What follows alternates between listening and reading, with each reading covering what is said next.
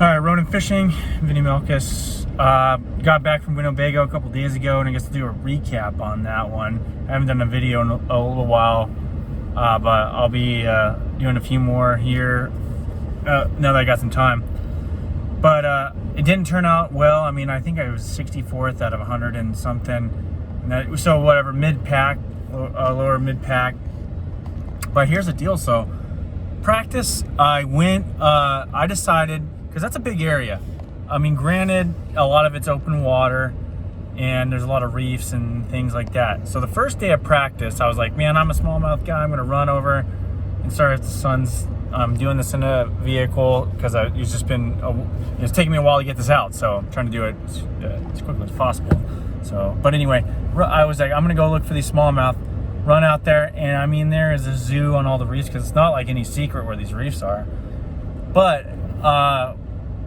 I didn't want to spend all day out there, and I thought, well, the smallmouth probably move up and down on this, because, I mean, that's probably what they're doing. I couldn't find anything on live scope out there, 1s or 2s on the reefs I checked. So then I just left, man. I left, and I was like, you know what, I'm not going to get burned looking for smallmouth when there's a huge largemouth population in here, because the place is more set up for largemouth fishing anyway. A lot of grass, and a lot of docks and whatnot. In my opinion, a lot of shallow rock and things of that nature. A lot of lily pads, vegetation, some trees that are in the water. So anyway, I decided, well, the best place to do that is up the river. So then I went up the river the next day and found I was looking around, like everything looks good and couldn't get bit in a lot of places. Found a little area, one little stretch, and then in a residential area with some docks that, man, I started getting bit. I went into the docks, flipped around, got some little fish, got a keeper, then I immediately stopped. Went over, it's quite a big little area, like a neighborhood. So I was like, you know what? I don't want to get here. I was like, I'm going to go sample one more fish because I don't know what the quality is. Is it quality here and not over there? Because I did check a residential area in the main lake and I only caught like some small ones. And there was a zoo of people there as well. And in this area, there's nobody. There's nobody in this residential area. So I went over there to the other side. First flip, man, bam, catch another keeper. I'm like, I'm out. I'm going to leave this area alone. Go around looking at some other docks and stuff that I thought were similar. Another little, like a yacht club, nothing. And I didn't even see anything on the live scope. So then I run around. I find a couple little smallmouth areas. So the last day of practice, I went back over there. I was like, well, I'm going to really see if I can expand upon that on some other areas. So I found another area that looks kind of similar, didn't touch it because it just looked too good, right? I go to this one area. I was using my Google Earth. It's like, man, that is a residential area. You go up to the mouth of it, and it looks like you can't get in there. So I went ahead and I pushed my way through, and it opens up. Beautiful water. The water temperature dropped like 10 degrees. Saw some pike, little bass going in there, and I was like, oh, I'm just going to leave this one. Leave it there. I sat around in there, for most of the day. Didn't see a soul, not even the outside. So anyway, I get out and I go check my docks, and there's one guy like moving through there real quick, or one competitor. And I go ahead and, this is what I'm going to do. I'm going to sit on this stuff. I'm going to really pick it apart day 1 and 2, and then day 3, we'll figure it out, right? We'll see what things develop. So that was the game plan. Day 1, I go over there. I'm about like 14, which is a pretty good draw. It's an excellent draw, actually. So I run over there. I don't have the fastest boat in the world, but nobody's there, just me. Start going down the bank, and I think, so I was there like 7, got there about 7, because it takes about a half an hour to 45 minutes to get over there. Let's see. Oh yeah. So then most of the people were running further up, and I didn't want to take that chance of running too far up in all the no wake stuff, especially coming Saturday. I probably should have in retrospect. Actually, what I should have done is stay on the main lake, because I found some areas over there that I could have expanded upon on day 3, but that's besides the point. So day 2, go up there. It's 8:30. I had like 3 or 4 fish, right? And I was like, all right.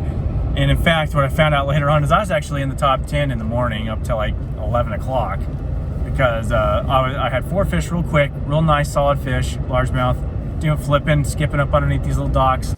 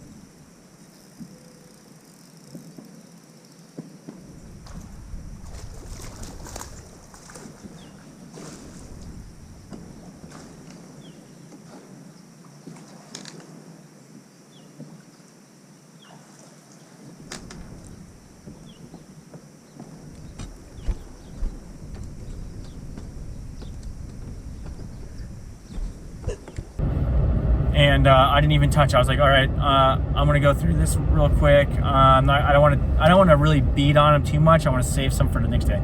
Run around looking for this fourth fish. I had a real nice smallmouth at my hand. Lost him. Missed a few key bites. I'm pretty sure might have been keepers. So I ended up coming in four fish, but I wasn't like out of it. I was literally a pound and a half out of the money. So, I mean, I was in whatever 52nd or 54th place, but really it was only separated by a pound of 36, you know, real tight. So I'm like, not a big deal. I'll just go back over to my spot. And I left that one area that I pushed through. I left it. I didn't even touch it, right? Well, so I hit the docks in the morning on day 2. Nothing. I mean, I catch some smallmouth. I don't even think I get a keeper out of that area.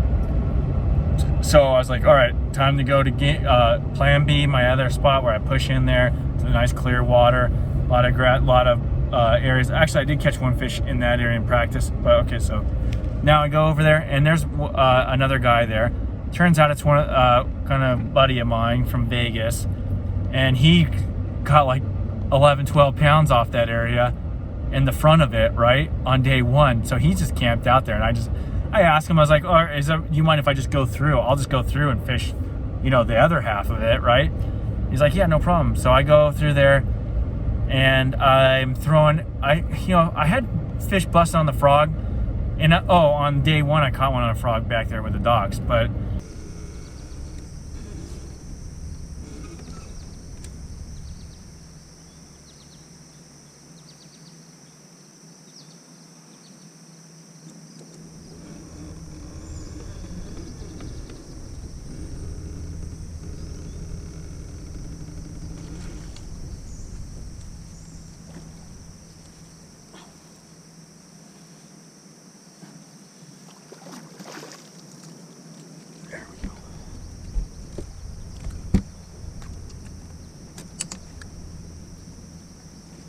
besides the point, I had a lot of short strikes, or not short strikes, they'd go after the frog and they wouldn't be able to get it because it's so thick. They would go and they'd be like right on it. So what I did is I actually was using a Cinco, like a black with the yellow, the chartreuse tail.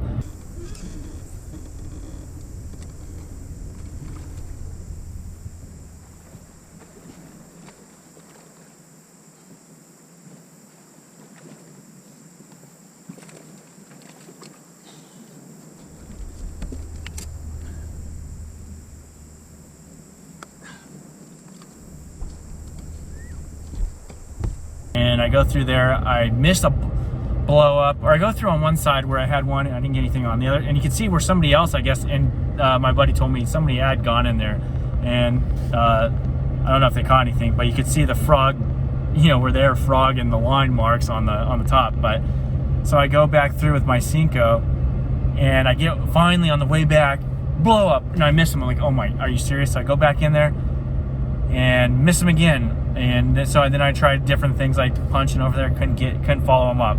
So I was like, all right, I'm gonna pay a little more attention. So then I go through some more. I think I have one more blow up, and then finally, bam, I get one, and pull him up, and he's a nice 2-pounder. So then I'm like, oh man, at least I got one, but it's like noon at this point, and I'm like, I'm letting it slip away. So then I just say, I do an audible. And in a lot of fisheries, I don't know if you want to do this, but I just did it anyway. I was like, I'm gonna go smallmouth fishing. I got this other area over here. I'm just gonna go try it out. And I go over this little rock island, and has a little hut there. And I caught I'm in practice, just a little one. Start ripping the Ned rig, and I mean, I get on a tear on smallmouth where it was literally probably 15 to 20 casts in a row catching smallmouth, and a lot of them were 10 to 13 and a half inches, like, so not keepers. Finally, I bust through that barrier. I get a 14 something, and then I get one. The first one was almost a 14 incher. I mean, I could almost touch it with the tail, so I tossed him in the box. I was like, man, I'll remeasure him because he's touching 14 in my opinion. I can fan his tail out, and I start going. All of a sudden, bam! I get one that's like a 15 incher. Bam! Get another one that's a 15 incher. Go back through again. The wind, it's like the current. The wind started pulling the current, and that's when I got on that tear. And I caught a bunch of shorts. And I was like, well, I have 3 or 4 pretty much. So what do I do now? Well, I'm running out of time. And I think the spot, the smallmouth seemed to be pushing up because it died, and then they go somewhere else, and then they come back whenever, you know, the conditions are right. It's like, I just don't have time to sit here and wait and be able to make it through there. So I ran back through. I was like, man, I'm gonna have to check this one again. More than likely, I just got 3 fish, right? We'll check it afterwards. So I run back, and there's a nice little stretch in front of weigh-in that's rocky. And of course, everybody and their dog stops there at the last bit, right? And this is my long day, so it's been hit by everybody in the other flights. So I stopped there anyway. And the wind, you know, it's the first bit of wind, waves are crashing, and sure enough, man, 15 minutes left. Bam, catch another nice smallmouth, toss him in the box, and it's time to go in. So we go in, and I got a little footage. I was only able to film a couple times because of the weather. And for some reason, my GoPro has just been messing up. So I got a couple of the dogfish I'll throw in there. But anyway, go in. I'm sitting in the same spot, like 52nd or 54th play, I can't even remember.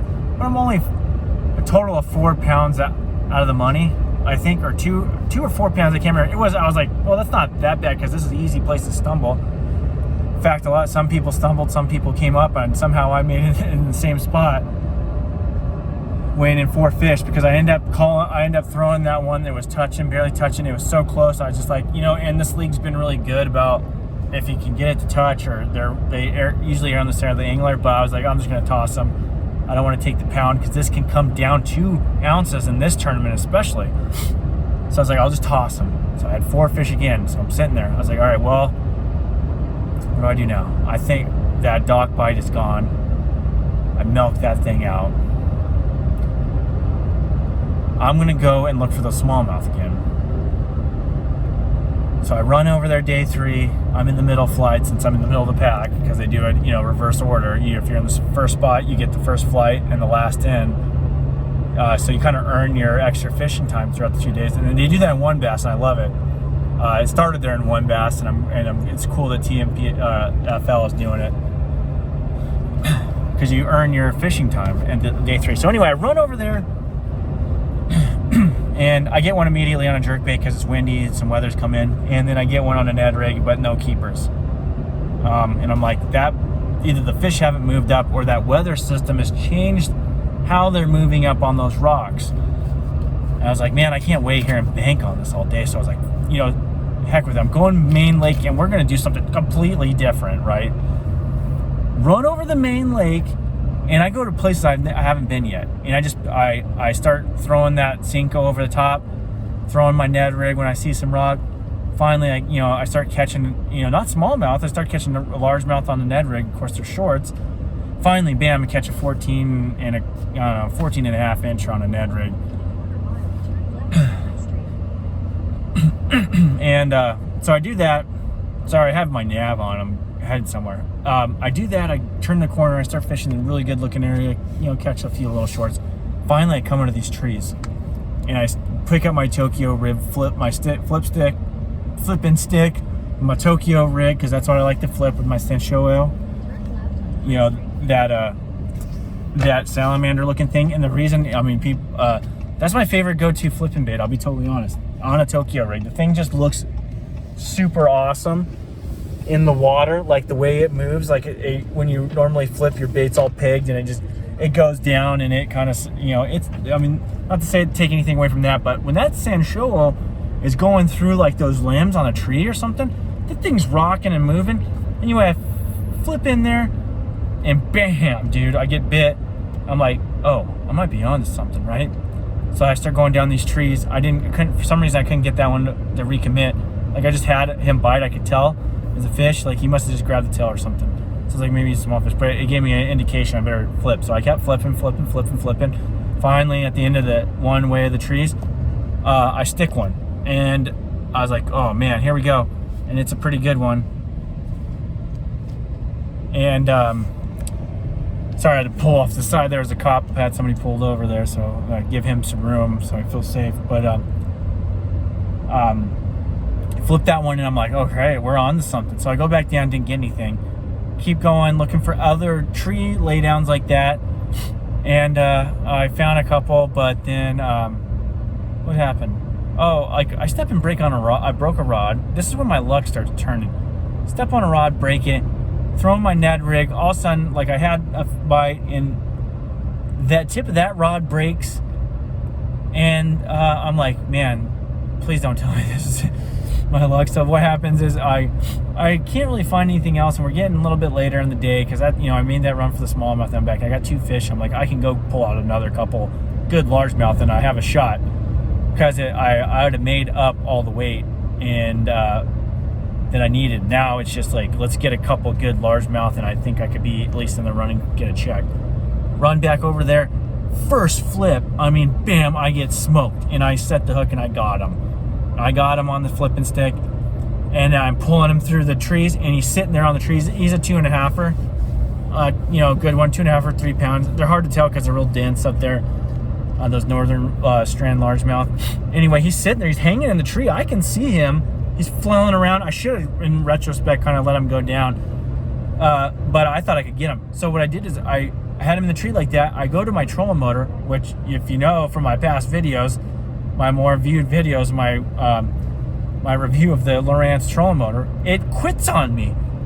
Like, it doesn't work. I'm stuck there, and you can't get out of the boat to go get the fish. He's sitting there flailing around. I should have let him go back in the water and just kind of play with him a little bit, so there's not just complete resistance and a way for him to use that being stuck in the tree against me. But I was trying flabbergasted. I'm trying to get that trolling motor, and I couldn't get it to work. And finally, he pops off. And man, I'm like, this is my luck. Here we go again. So I go pick it up, go get my bait, flip back in there, flip back in, nothing. Go down the bank, flip.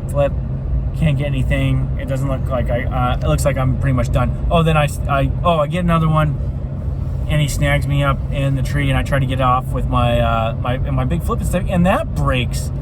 The tip on that thing breaks. So I'm like, oh man, you gotta be kidding me, dude. So I try to flip a little bit with a different rod, don't get anything, and I just don't have anything else. So then I run and go to some of those reefs real quick just to try for a big smallmouth. Maybe they pulled up on there with the weather. Nothing. And then I end up falling out of the boat, by the way. Fell out of the boat twice, and this is all from like whatever 11 something o'clock to 3:30 weigh-in. This is when the bad luck just starts happening. The tournament was okay the whole time. I lost a couple fish, but that happens, a couple, but not like this. Like this is my season.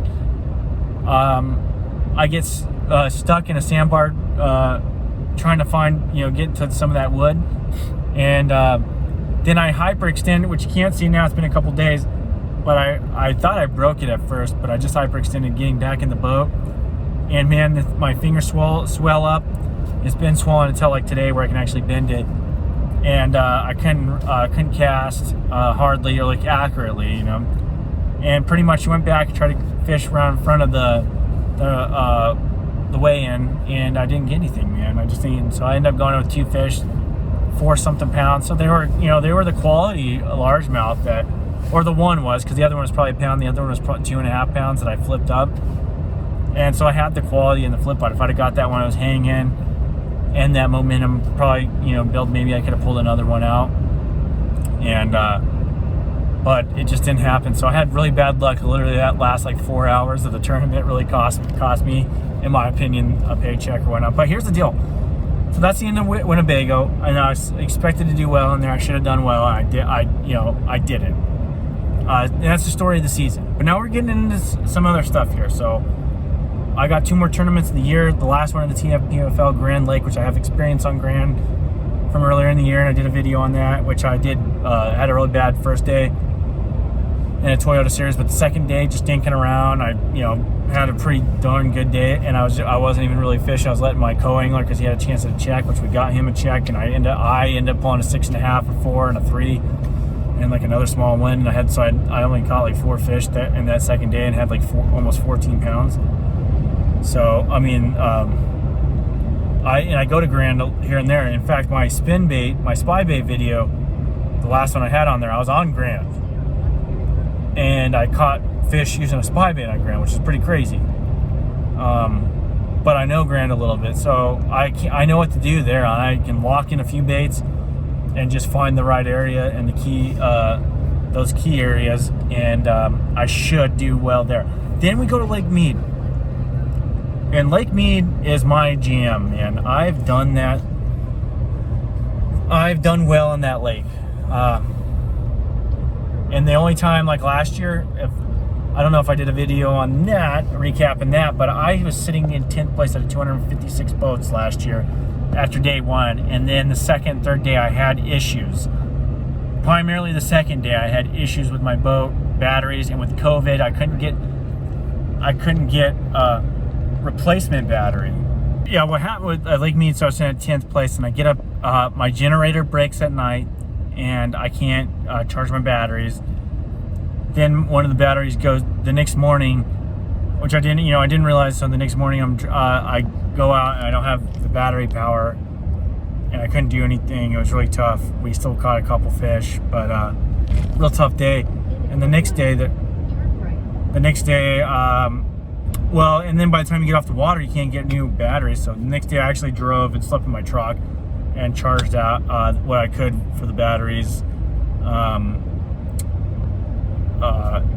which I was able to get a charge on them, thank God, and was able to fish day 3. But anyway, I ended up finishing like 60 something there. But the point is, Lake Mead, I'm golden on. I know that lake very well, and I have some spots on there that are just money year in and year out. Even with the water level the way it is, I plan on doing well and being in contention on that lake for what I think the prize money is close to a couple $100,000, a new boat, and $100 and something thousand. So that'll be a fun one to watch, and it's going to be interesting because the water level, so they're doing the weigh-in a little differently this year. But so I got 2 tournaments that I have experience on these lakes, and I have experience this time of the year on those lakes too. A little bit on Grand, a lot on Mead, and I have a lot of experience on Grand just in the springtime, or not a lot, but this year I've had experience on Grand, and I'm gonna go before it goes off limits and go fish it too as well. But anyway, like, subscribe. I'm gonna have some stuff out on those, plus some other tips and stuff, and hopefully we can go fishing, and catch some good ones and put those on film as well. But I appreciate the support. The channel's growing. It was despite me not being able to put a whole lot of effort in it, which I'm trying to change. But I'm not making any money off of it yet, so it's tough to really do it. But you do have to put a lot of effort in something like this to get it to where it is making money. So I recognize that, and I haven't been doing a good job of it. But anyway, appreciate the support, and I'll talk to you later.